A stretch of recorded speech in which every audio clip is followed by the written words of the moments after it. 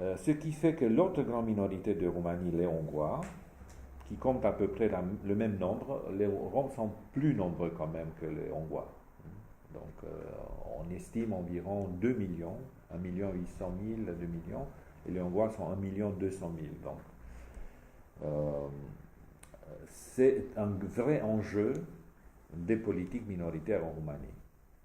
Parce que la différence est presque la plus grande possible. La plus riche minorité et la plus pauvre minorité. La plus riche minorité, c'est les Hongrois, qui était une minorité impériale, on dit. C'est-à-dire que c'était une minorité qui avait conduit, qui avait été une classe dominante. Même au niveau du Moyen-Âge, c'était presque la différence entre les Hongrois et les Roumains, la différence entre les nobles et les serfs. Donc c'était presque superposé. Il y avait les Roumains qui étaient déclarés nobles, mais ils devaient passer à la langue et à la culture hongroise. Puisque c'était une minorité impériale qui avait apporté, entre autres, y compris la modernité, et elle a apporté le vote universel. Voilà, donc elle se trouvait minoritaire. Mais bien évidemment, il n'y a pas de comparaison entre les deux minorités, même si la minorité rome est beaucoup plus nombreuse.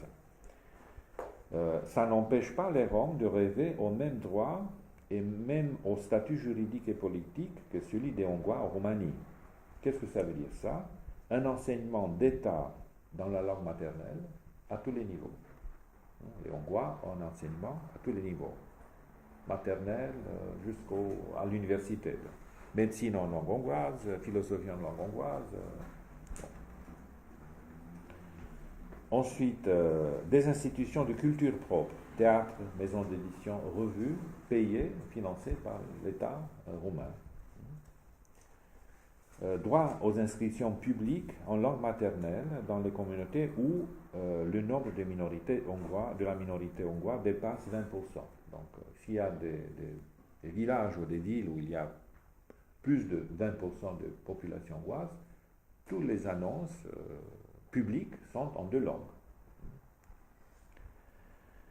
L'explication de cette ubiquité rome est assez simple. La ségrégation de cette minorité, la distance sociale, économique et de la mentalité qui les sépare du reste de la population sont si grandes, que je viens d'évoquer, qu'ils préfèrent se déclarer dans les zones majoritairement roumaines comme des Roumains et parfois dans les zones majoritaires hongroises, il y en a, comme des Hongrois. C'est comme si leur culture et leur tradition ne pouvaient pas être représentées au niveau social, juridique et politique, où en effet, elles n'ont pas vraiment un rôle à jouer. Conséquence, d'une part, le drame collectif propre à tous ceux qui perdent leur identité, et d'autre part, l'intérêt parfois strictement anthropologique de la plupart de la majorité qui trouve que c'est une curiosité anthropologique d'étudier les Roms. Voilà. C'est souvent le cas, surtout à la télé. Bon. Alors, un premier grand défi pour les politiques publiques roumaines qui vise l'intégration des Roms. La dissociation de fait entre ceux qui assument officiellement la nationalité rome, mais qui, vu la trop grande différence sociale, économique, politique et surtout de mentalité par rapport au reste de la population, sont destinés à rester dans l'isolement.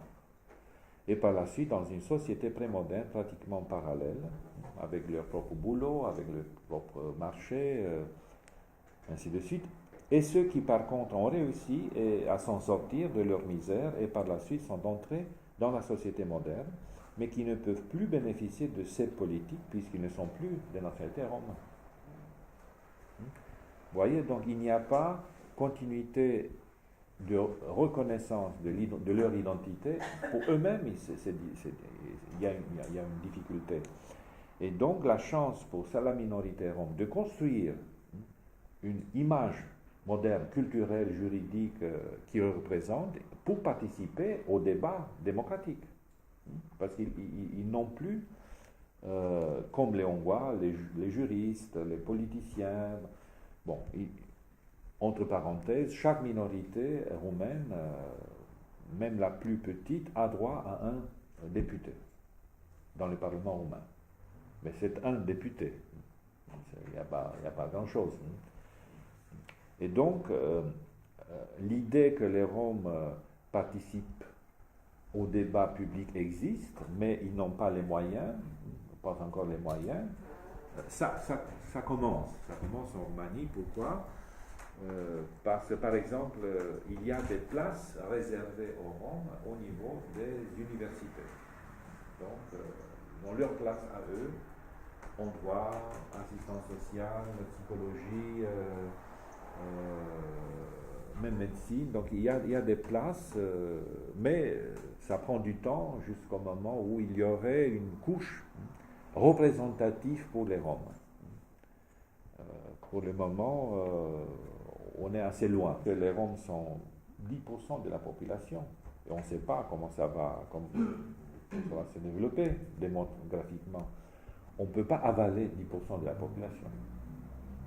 Et puisque nous avons 7% de la population hongroise qui ont des théâtres, des maisons d'édition, un enseignement dans leur langue, on ne peut pas dire que les Roms n'ont pas droit à ça.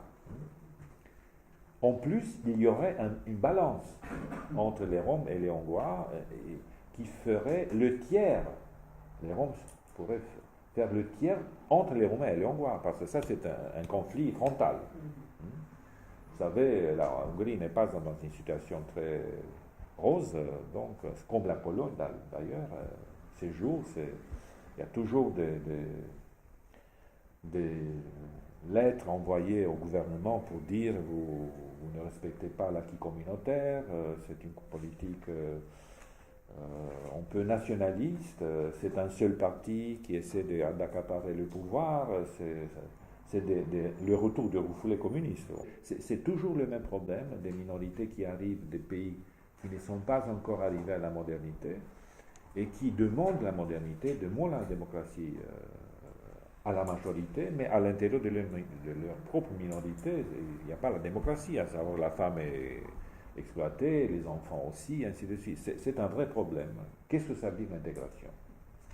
Selon moi, l'intégration finit avec la participation dans l'agora au débat public. C'est comme ça. C'est pas seulement arriver à avoir un boulot et un toit, c'est participer, aller jusque dans la place publique. Là, c'est l'intégration. Par exemple, au niveau du droit, de la justice, il y a la justice moderne qui repose sur l'institution du procès, à savoir, j'ai droit à un procès. Ça, c'est seulement en Europe qui a existé. J'ai droit à un procès, à savoir, je ne suis pas coupable au début, non, et j'ai droit à la défense. Et il y a l'accusation et la défense. Le juge n'est pas le seul, comme dans les sociétés traditionnelles. Il y a le juge, comme dans les sociétés roms, à savoir, il y a la Boulibacha qui a droit à juger, mais sans accusation et défense. Et donc, Romani Chris, c'est le jugement des Roms. C'est une tradition qui fonctionne, qui a donné même le titre de la plus grande ONG roumaine, mais ça concerne seulement les Roms. Et ça concerne le jugement sans procès. Donc, je vous donne un seul exemple au niveau de la justice. Comment faire la justice à l'intérieur d'une telle communauté? Parce qu'il y a une justice, mais c'est une justice prémoderne. Et donc, il y a des problèmes. S'il y a une partie qui a été touchée dans ses intérêts, qui n'est pas rome, comment faire? S'il y a une famille mixte, comment faire? Quel est le jugement? L'État, je vous parle de la situation de Satu Mare, mais je sais que la situation nationale est pareil, ça ressemble. D'ailleurs, moi, j'ai décidé de faire partie du conseil d'administration de la FEONEPC. FEONEPC, c'est la Fédération des ONG pour la protection de l'enfance. Ils sont basés à Bucarest, avec 80 membres dans tout le pays, enfin, des ONG qui travaillent pour l'enfance. Et ils essaient de faire des lobbies auprès des autorités pour faire des changements des lois et pour faire avancer les choses. Mais pour l'instant, le système est vraiment sous-développé.